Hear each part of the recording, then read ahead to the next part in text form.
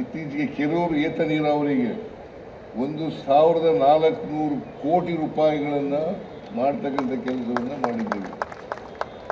1,400 ಕೋಟಿ ರೂಪಾಯಿಗಳ ಕೆಲಸವನ್ನು ಮಾಡ್ತಾ ಇದ್ದೇವೆ. ಆಮೇಲೆ ಬಾದಾಮಿಗೆ ಸಂಪೂರ್ಣ ಕುಡಿಯ ನೀರಿರಲಿಲ್ಲ, ಕೆರೂರಿಗೆ ಕುಡಿಯ ನೀರಿರಲಿಲ್ಲ. ಬಹುಗ್ರಾಮಗಳು 28 ಗ್ರಾಮಗಳು ಸೇರಿ ಬಹುಗ್ರಾಮಗಳ ಕುಡಿಯೋ ನೀರನ್ನು ಮಾಡ್ತಕ್ಕಂಥದ್ದು, ಅದು 400 ಕೋಟಿ ರೂಪಾಯಿಗಳು ಅಂತಕ್ಕಂಥ ಮಾತುಗಳನ್ನು ಈ ಸಂದರ್ಭದಲ್ಲಿ ಹೇಳಲಿಕ್ಕೆ ಬಯಸ್ತಾ ಇದ್ದೇನೆ. ಮತ್ತೆ ರಸ್ತೆಗಳ ಅಭಿವೃದ್ಧಿಗೆ ಸುಮಾರು 50 ಕೋಟಿ ರೂಪಾಯಿಗಳನ್ನು ಕೊಟ್ಟಿದ್ದೇನೆ. ಅದರಿಂದ ನೀರಾವರಿಗೆ PWD ಲೋಕೋಪಯೋಗಿ ಇಲಾಖೆಯಲ್ಲಿ ರಸ್ತೆಗಳ ಅಭಿವೃದ್ಧಿ ಮಾಡ್ತಕ್ಕಂಥದ್ದಕ್ಕೆ ಮತ್ತು ಈ ಕುಡಿಯ ನೀರಿಗೋಸ್ಕರ ಅನೇಕ ಕೆಲಸಗಳನ್ನು ಮಾಡಿದ್ದೇನೆ ಅಂತಕ್ಕಂಥ ಮಾತುಗಳನ್ನು ಈ ಸಂದರ್ಭದಲ್ಲಿ ಹೇಳ್ತಾ, ನಾನು ನಮ್ಮ ಸರ್ಕಾರದ ಸಾಧನೆಗಳನ್ನೆಲ್ಲ ಈಗ ಹೇಳಕ್ಕೆ ಹೋಗೋದಿಲ್ಲ. ಕಾರಣ ಯಾಕಪ್ಪ ಅಂತಂದರೆ ಸಮಯ ಒಂದಾಗಿದೆ. ಒಂದು, ಎರಡನೇದು, ಇದು ರಾಜಕೀಯ ಸಭೆ ಅಲ್ಲ, ಇದು ರಾಜಕೀಯ ಸಭೆ ಅಲ್ಲ. ಅದರಿಂದ ನಾನು ರಾಜಕೀಯವನ್ನು ಮಾತಾಡೋಕ್ಕೆ ಹೋಗಲ್ಲ.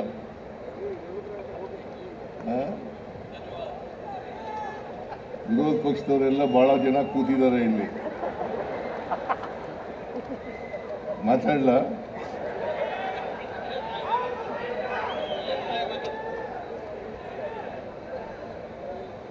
ಒಂದು ಮಾತನ್ನ ಮಾತ್ರ ಹೇಳಲಿಕ್ಕೆ ಬಯಸ್ತೇನೆ. ನಮ್ಮ ಸರ್ಕಾರ ನುಡಿದಂತೆ ನಡೆಯುವ ಸರ್ಕಾರ. ನಾವೇನು ಕೊಟ್ಟ ಮಾತನ್ನ ಕೊಟ್ಟಿರ್ತೇವೆ, ಆ ಕೊಟ್ಟ ಮಾತನ್ನ ಚಾಚು ತಪ್ಪದೆ ನಡೆಸ್ತೇವೆ ಅಂತಕ್ಕಂಥ ಮಾತುಗಳನ್ನ ಹೇಳಲಿಕ್ಕೆ ಬಯಸ್ತಾ ಇದ್ದೇನೆ.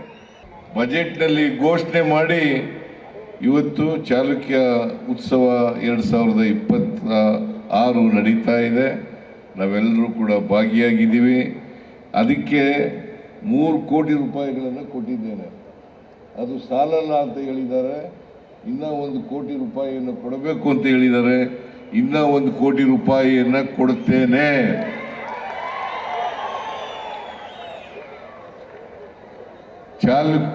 ಇಮ್ಮಡಿ ಪುಲಕೇಶಿಯವರ ಪ್ರತಿಮೆಯನ್ನು ಅನಾವರಣ ಮಾಡಲಿಕ್ಕೆ ನಮ್ಮ ಸರ್ಕಾರ ಸಹಾಯ ಮಾಡ್ತದೆ ಅಂತಕ್ಕಂಥ ಮಾತುಗಳನ್ನು ಹೇಳಲಿಕ್ಕೆ ಬಯಸ್ತಾ ಇದ್ದೇನೆ. ಗದ್ದಿಗೌಡರು ಒಂದು ಮಾತನ್ನ ಹೇಳಿದ್ರು, ಕೇಂದ್ರ ಸರ್ಕಾರದಿಂದ ಸಹಾಯವನ್ನು ಮಾಡಿಸ್ತೀನಿ ಅಂತಕ್ಕಂಥ ಮಾತುಗಳನ್ನು ಹೇಳಿದ್ದಾರೆ. ನಾನು ಯಾವಾಗಲೂ ಕೂಡ ನಿಮ್ಮ ರಿಕ್ವಿಷನ್ ಕೊಡಬೇಕು ಅಂತ ಹೇಳಿದಿರಲ್ಲ, ಅದನ್ನು ನಾಳೆನೇ ಕೊಡೋಣ.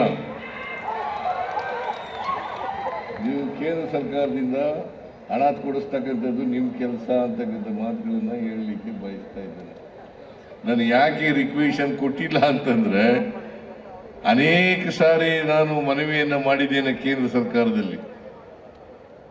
ಆ ಕೇಂದ್ರ ಸರ್ಕಾರ ನಮ್ಮ ಮನವಿಗಳಿಗೆ ಗೊತ್ತಿಲ್ಲ ಅಂತಕ್ಕಂತಹ ಚಿತ್ರ ನಮ್ಮ ಮುಂದೆ ಇರ್ತಕ್ಕಂಥದ್ದು.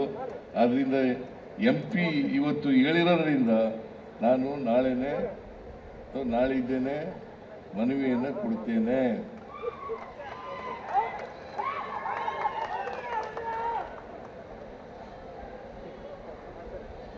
ಕುರುಡನಿಗೆ ಬೇಕಾಗಿರೋದು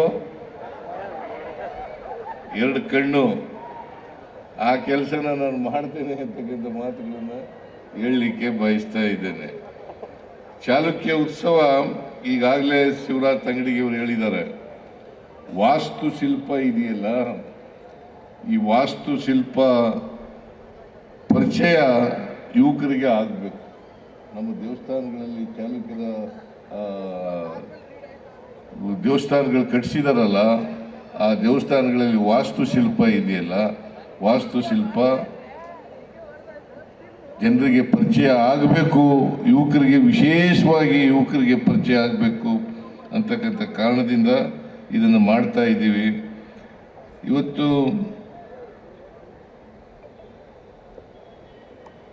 ಈ ಉತ್ಸವ ಮಾಡೋದೇ ಉದ್ದೇಶ ಅದು. ಬಾದಾಮಿ, ಐಹೊಳೆ ಮತ್ತು ಪಟ್ಟದಕಲ್ಲು ಪಟ್ಟದಕಲ್ಲು ಯುನೆಸ್ಕೋ ಪಾರಂಪರಿಕ ಯೋಜನೆ ಆಗಿದೆ.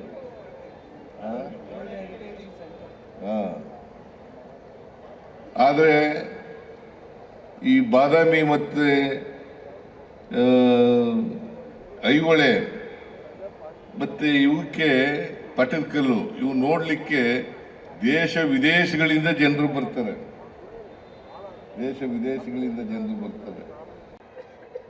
ನಾನು ನಮ್ಮ ಪ್ರಣಾಳಿಕೆ ಮೂಲಕ 592 ಭರವಸೆಗಳನ್ನು ಕೊಟ್ಟಿದ್ದು, ಅದರ ಜೊತೆಗೆ 5 ಗ್ಯಾರಂಟಿ ಯೋಜನೆಗಳನ್ನು ಕೂಡ ಕೊಟ್ಟಿದ್ದು. ಅದರಲ್ಲಿ 592 ಭರವಸೆಗಳಲ್ಲಿ 243 ಭರವಸೆಗಳನ್ನು ಈಡೇರಿಸಿದ್ದೇವೆ. 5 ಗ್ಯಾರಂಟಿ ಯೋಜನೆಗಳನ್ನು ಕೂಡ ಮೊದಲನೇ ವರ್ಷವೇ ಅಂದರೆ 23ನೇ ಇಸ್ವಿನಲ್ಲೇ ಎಲ್ಲ ಗ್ಯಾರಂಟಿ ಯೋಜನೆಗಳನ್ನು ಕೂಡ ಜಾರಿ ಮಾಡಿದ್ದೇವೆ ಅಂತಕ್ಕಂಥ ಮಾತುಗಳನ್ನು ಹೇಳಲಿಕ್ಕೆ ಬಯಸ್ತಾ ಇದ್ದೇನೆ. ಪ್ರತಿ ಒಬ್ಬರಿಗೆ ವ್ಯಕ್ತಿಗೆ 4,000 ರಿಂದ 5,000 ರೂಪಾಯಿ ತಿಂಗಳಿಗೆ ಸಿಗ್ತಕ್ಕಂಥ ಕಾರ್ಯಕ್ರಮ ಮಾಡಿದ್ದೇವೆ. ಅದರಿಂದ ಒಬ್ಬ ವ್ಯಕ್ತಿಗೆ ಸುಮಾರು ಒಂದು ವರ್ಷಕ್ಕೆ 40,000 ರಿಂದ 50,000 ರೂಪಾಯಿ ಸಿಗ್ತಕ್ಕಂಥ ಕೆಲಸವನ್ನು ಮಾಡಿದ್ದೇವೆ. ಒಟ್ಟಾರೆಯಾಗಿ ನಾವು ನುಡಿದಂತೆ ನಡೆದಿದ್ದೇವೆ. ಮುಂದೆನೂ ಕೂಡ 592ರಲ್ಲಿ 243 ಭರವಸೆಗಳನ್ನು ಈಡೇರಿಸಿದ್ದೇವೆ. ಉಳಿದ ಭರವಸೆಗಳನ್ನು ಕೂಡ ಈಡೇರಿಸ್ತೇವೆ ಅಂತಕ್ಕಂಥ ಮಾತುಗಳನ್ನು ಹೇಳಲಿಕ್ಕೆ ಬಯಸ್ತಾ ಇದ್ದೇನೆ. ಹೇಗೆ ನಾವು ಗ್ಯಾರಂಟಿ ಯೋಜನೆಗಳನ್ನು ಜಾರಿ ಕೊಟ್ಟಿದ್ದೋ ಅದೇ ರೀತಿಯಾಗಿ ಉಳಿದ ಯೋಜನೆಗಳನ್ನು ಕೂಡ ಈಗ ಬಾದಾಮಿನಲ್ಲಿ 2.5 ವರ್ಷದಲ್ಲಿ 2,000 ಕೋಟಿ ರೂಪಾಯಿಗಳ ಅಭಿವೃದ್ಧಿ ಕೆಲಸಗಳನ್ನು ಮಾಡಿದ್ದೇವೆ.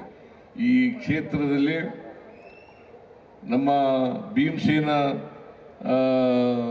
ಚಿಮ್ಮನಕಟ್ಟಿಯವರು ಬಹಳ ಉತ್ತಮವಾಗಿ ಶಾಸಕರಾಗಿ ಕೆಲಸ ಮಾಡ್ತಾ ಇದ್ದಾರೆ. ಅವರು ಏನೇನು ಅಭಿವೃದ್ಧಿ ಕೆಲಸಗಳನ್ನು ಮಾಡ್ತೇವೆ ಅಂತ ಮುಂದೆ ಬರ್ತಾರೆ. ಆ ಎಲ್ಲ ಅಭಿವೃದ್ಧಿ ಕೆಲಸಗಳನ್ನು ಕೂಡ ಮಾಡಿಕೊಡ್ತೇನೆ ಅಂತಕ್ಕಂಥ ಮಾತುಗಳನ್ನು ಈ ಸಂದರ್ಭದಲ್ಲಿ ಹೇಳಿ, ಇದು ಒಂದೇ ಅಲ್ಲ ಬೇರೆ ಕ್ಷೇತ್ರಗಳಲ್ಲೂ ಕೂಡ ಮಾಡಿಕೊಡ್ತೇನೆ ಅಂತಕ್ಕಂಥ ಮಾತು. ನಿಮ್ಮ ಕ್ಷೇತ್ರದ ಸಿದ್ದು ಸವದಿ ತೀರ್ನಾಳದಲ್ಲೂ ಕೂಡ ಮಾಡ್ಕೊಳ್ಳೋಣ. ನಿಮ್ಮ ತೀರ್ಮಾನದಲ್ಲೂ ಕೂಡ JT ಪಾಟೀಲ್ ಕಾನ್ಸ್ಟಿಟ್ಯೂನ್ಸಿಲೂ ಕೂಡ ಮಾಡ್ಕೊಳ್ಳೋಣ. ಕಾಶ್ಯಪ್ನವ್ರ ಕಾನ್ಸ್ಟಿಟ್ಯೂನ್ಸಿಲೂ ಕೂಡ ಮಾಡ್ಕೊಳ್ಳೋಣ.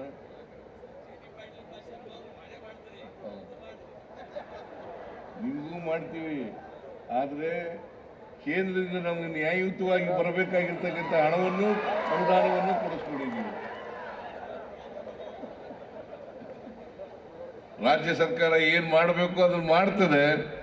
ಕೇಂದ್ರ ಸರ್ಕಾರದಿಂದ ಬರಬೇಕಾದಂಥ ಅನುದಾನವನ್ನು ಕೂಡ ಕೊಡಿಸ್ಕೊಡ್ತಕ್ಕಂಥ ಜವಾಬ್ದಾರಿಯನ್ನು ನೀವು ದಯಮಾಡಿ ಹೊರಬೇಕು ಅಂತಕ್ಕಂಥ ಮಾತುಗಳನ್ನು ಹೇಳಿ ನಾನು ಹೆಚ್ಚು ಮಾತನಾಡಲಾರದೆ ಈ ಚಾಲುಕ್ಯರ ಉತ್ಸವವನ್ನು 2026 ಅತ್ಯಂತ ಸಂತೋಷದಿಂದ ಉದ್ಘಾಟನೆ ಮಾಡಿದ್ದೇನೆ ಅಂತ ಹೇಳಿ ನನ್ನ ಮಾತುಗಳನ್ನು ಮುಗಿಸ್ತೇನೆ. ನಿಮ್ಮೆಲ್ಲರಿಗೂ ಶುಭವಾಗಲಿ. ಹೊಸ ವರ್ಷದ ಶುಭಾಶಯಗಳು, ಸಂಕ್ರಾಂತಿಯ ಶುಭಾಶಯಗಳು. ಇದನ್ನು ಹೇಳಿ ನನ್ನ ಮಾತುಗಳನ್ನು ಮುಗಿಸ್ತೇನೆ. ಜೈ ಹಿಂದ್, ಜೈ ಕರ್ನಾಟಕ.